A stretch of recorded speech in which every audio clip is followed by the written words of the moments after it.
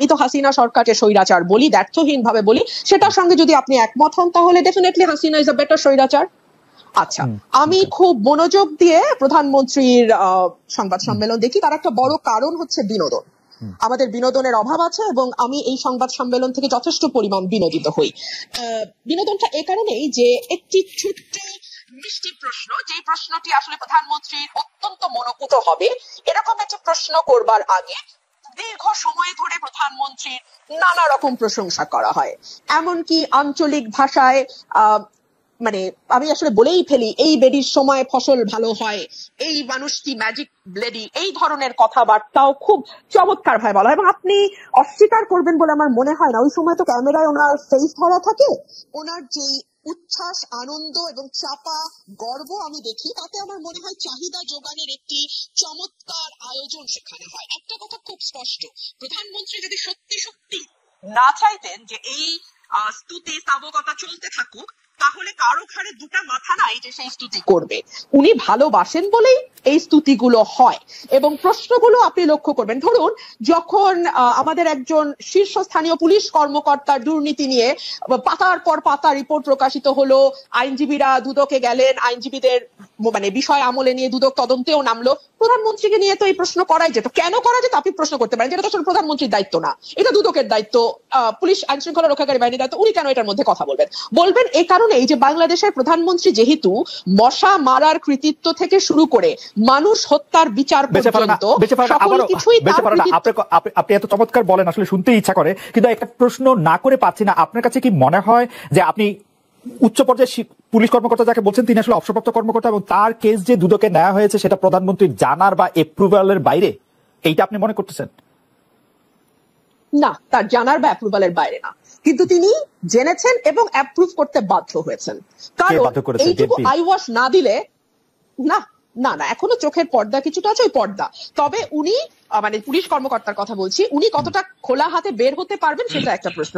ধরুন বেসিক ব্যাংকের বাচ্চু শেখ আব্দুল হাই বাচ্চু, ওনার নামের আগে শেখ ছিল না, আমি জানতাম না, ফরাসউদ্দিন সাহেব যেহেতু দুদিন আগে সেটা খোলাসা করেছেন, সেটা অবশ্য আপনাদের রিপোর্টারদের একটা ফোরামেই তিনি খোলাসা করেছেন, সেখানে তিনি স্পষ্ট করেছেন নামের আগে শেখ ছিল না, এখন শেখ যুক্ত হয়েছে। আচ্ছা, আব্দুল হাই বাচ্চুকে নিয়ে কিংবা আচ্ছা কোনো ব্যক্তি বাদ দেন, বাংলাদেশে মন্দরিনের পরিমাণ 4.5 লক্ষ কোটি টাকার উপরে, এটা আমরা বলছি না, অর্থনীতিবিদরা বলছেন। এই মন্দরিন কাদের কারণে হয়েছে, তাদের সুবিধা দিতে হয়েছে, আমরা বাংলাদেশে যারা আছি সবাই জানি। আচ্ছা, ধরুন একজন ঋণ খেলাপি, তিনি মাত্র 2% ডাউন পেমেন্ট দিয়ে তার ঋণটি রেগুলার করে ফেলতে পারবেন। অথবা ধরুন একজন ব্যাংকের পরিচালক, যার আগে মেয়াদ ছিল 3 বছর, সেটা এখন বাড়িয়ে 9 বছর ছিল, প্রথমে পার্লামেন্ট এসেছিল 9 বছরের দাবি নিয়ে, সেটা আবার অটো কেউ দাবি না করতে 12 বছর করে ফেলা হয়েছে। এইগুলো নিয়ে কি ওনাকে প্রশ্ন করা যায়? আমি আপনাকে একটু বলতেই চাই, একটু বলি যে আসলে প্রধানমন্ত্রী শেখ হাসিনাকে এই বিষয়ে স্পেসিফিকলি প্রশ্ন করা হয়েছে, তিনি এটা নিয়ে উত্তর দিচ্ছেন যে সাংবাদিকদের তিনি আহ্বান জানাইছেন যে আপনারা আমাকে তালিকা দেন কার কার কার কার কার কার ব্যাপারে আপনারা কি জানতে পারছেন, আমি চেষ্টা করতেছি, এবং এই প্রশ্ন করা হয়েছে, আমি শুনছি। তাহলে আমার উত্তর হবে কতটা এড়ানো। আপনারা যেটা বলছিলেন যে এত স্পেসিফিক উত্তর কেউ কি দেয় বা প্রশ্ন এড়িয়ে যায়, এর চেয়ে সুন্দর এড়ানো আর কি হতে পারে? তালিকা দেয়া কি সাংবাদিকের দায়িত্ব? দুদক কি করে? এসবি, ডিবি, এনএসআই, ডিজিএফআই, তারপরে আপনার কি বলে, সরি, এনএসআই, ডিজিএফআই তো দায়িত্ব না, বাংলাদেশ ফাইন্যান্সিয়াল ইন্টেলিজেন্স ইউনিট, তারা কি করে? বাংলাদেশ ব্যাংক কি করে? এটা দেখার দায়িত্ব কি সাংবাদিকের? এই উত্তরটা দেওয়ার মানে কি জানেন? ইটস আ ক্লিয়ার মেসেজ, দ্বিতীয় দিন আর এই প্রশ্ন করবেন না। ঠিক যেমন সংসদে দাঁড়িয়ে আমি যখন বাংলাদেশের অর্থনীতির দুরবস্থা নিয়ে এবং টাকা পাচার নিয়ে কথা বলেছিলাম, তখন বাংলাদেশের সাবেক অর্থমন্ত্রী আহম মুস্তফা কামাল বলেছিল, আপনারা কি করেন বিরোধী দল, আপনারা তালিকা দিতে পারেন না, বিরোধী দলের তালিকা দেওয়া কি বিরোধী দলের কাজ? তখন আমি বলতে বাধ্য হয়েছিলাম, আপনার পাশে যেই ফরেন মিনিস্টার বসে আছে তার কাছে তালিকা আছে বলে তিনি স্বীকার করেছেন, অ্যাটলিস্ট কয়েকজনের নাম, কয়েকজনের তথ্য তিনি জানেন, অথচ তার কাছ থেকে তালিকা নিয়ে বিসমিল্লাহটা করেন। জি, ইন্টারেস্টিং পয়েন্ট। আপনার বিএনপির কথাই তিনি হয়তো বলেছেন যে তারা আসলে নির্বাচনে কেন আসবে, তাদের নির্বাচনে কে, মানে নির্বাচনে যদি তারা আসেন কে হবেন তাদের পরবর্তী নেতা, এটা তো একটা বিরাট কথা, এটা তো আগে ঠিক করে তারপরে নির্বাচনে আসতে হবে, তা নাইলে তো তারা যে কোনো ছুতো নাতে নির্বাচন বর্জন করবেনি। দেখলাম চ্যানেল 1 বন্ধ হয়ে যেতে দেখলাম, দিগন্ত টেলিভিশন বন্ধ হয়ে যেতে দেখলাম, আরো কিছু কিছু চ্যানেল আমার স্পষ্ট মনে পড়ছে না, রিসেন্টলি নেত্র নিউজ বাংলাদেশ থেকে দেখা যায় না। দেখুন কোন তথ্যটি সঠিক কোন তথ্যটি ভুল, কোন তথ্যটি বিভ্রান্তিকর, কোন তথ্যটি সঠিক, এটা আসলে আপনি আইন করে বা মিডিয়া বন্ধ করে কখনো করা যায় বলে মনে হয় না। সম্ভবত এটি করবার সবচেয়ে ভালো উপায় হচ্ছে মানে ভুয়া তথ্য বা যেটাকে বলা হয় ফেক নিউজ, এটা নিয়ে এখন খুব আলোচনা হয়, সরকারের মধ্যেও প্রায় শুনি এই কথাটি, ভুয়া তথ্য, গুজব ছড়ানো ইত্যাদি ইত্যাদি। এইটার এখান থেকে বেঁচে যাওয়ার বা এখান থেকে বেরিয়ে আসার সবচেয়ে আমি বলবো যে গ্রহণযোগ্য মাধ্যম হচ্ছে মুক্ত গণমাধ্যম।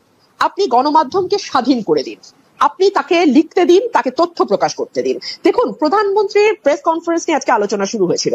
একটা ভেরি কমফর্ট জোনে বসে যেই মানুষগুলো আপনার সামনে হাসি হাসি মুখ করে বসে, প্রথম সারি, দ্বিতীয় সারি, তৃতীয় সারি, এর পরের সারি, প্রতিটি মুখের মধ্যেই তার বক্তব্য লেখা আছে। সেই লেখাটা আমি যেমন পড়তে পারি, প্রধানমন্ত্রীও পড়তে পারেন। সুতরাং তিনি ভেরি কমফর্ট জোনে থেকে শুরু করেন তার যাত্রা। আচ্ছা ধরুন অর্থনীতি নিয়ে তো আলাপ হচ্ছিল, ফার্মার্স ব্যাংক আর বেসিক ব্যাংক, তাই না?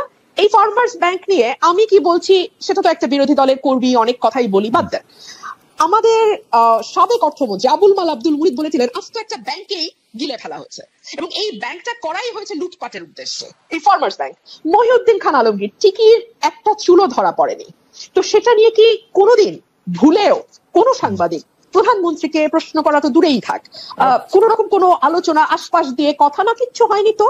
কিংবা ধরুন অনেক রকম উন্নয়নের যে এত বয়ান, হ্যাঁ, এত মানে রোল মডেল হয়েছি আমরা, আমাদের ঘর থেকে বেরোলেই এখন শুধু উন্নয়ন আর উন্নয়ন, এত কথা বলা হয় উন্নয়ন নিয়ে, মাথা পিছু আয় নিয়ে গর্ব করা হয় ইত্যাদি ইত্যাদি। প্রধানমন্ত্রীকে কি একবারও প্রশ্ন করা হয়েছে?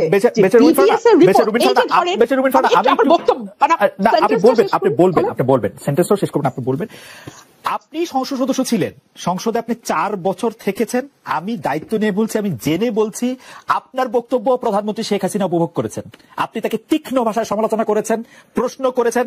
আপনাকে যেন যথেষ্ট পরিমাণে সময় দেওয়া হয় সেই জন্য তিনি চিফ হুইপদের নিশ্চিত করেছেন যে আপনি যাতে যথেষ্ট পরিমাণে সময় পান, এই মেসেজ যেন স্পিকারের কাছে যায়।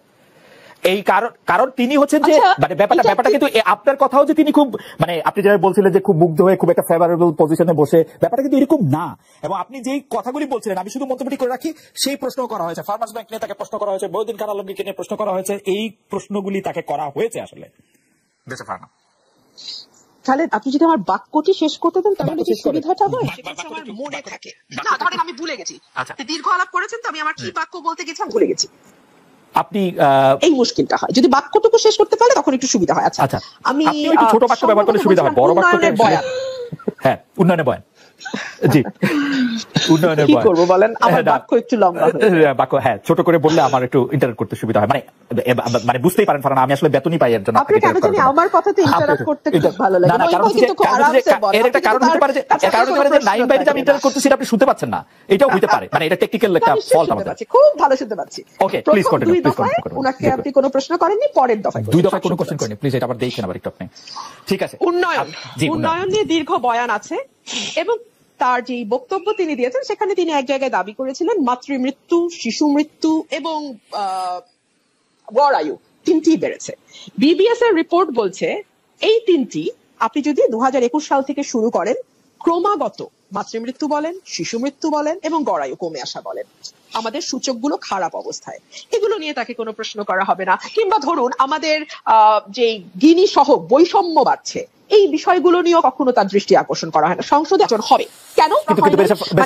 শেখ হাসিনার উপর আক্রমণটা রিপিটেড, শেখ হাসিনার উপর আক্রমণটা রিপিটেড 15 আগস্টের পর 21 আগস্টের পরে কোটালীপাড়া পর অনেকগুলো আর কি।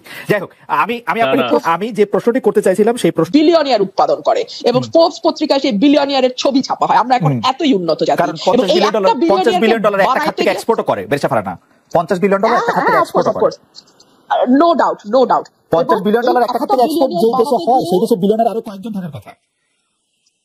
হ্যাঁ, সেটা বানাতে গিয়ে আমাদের বৈষম্য যখন 0.49 গিয়ে থাকে, তীব্র বৈষম্য হয়, সেই জায়গাগুলোতে যদি ফোকাস করতেন এবং একটা সুষম উন্নয়ন নিশ্চিত করতেন তাহলে ভালো হতো।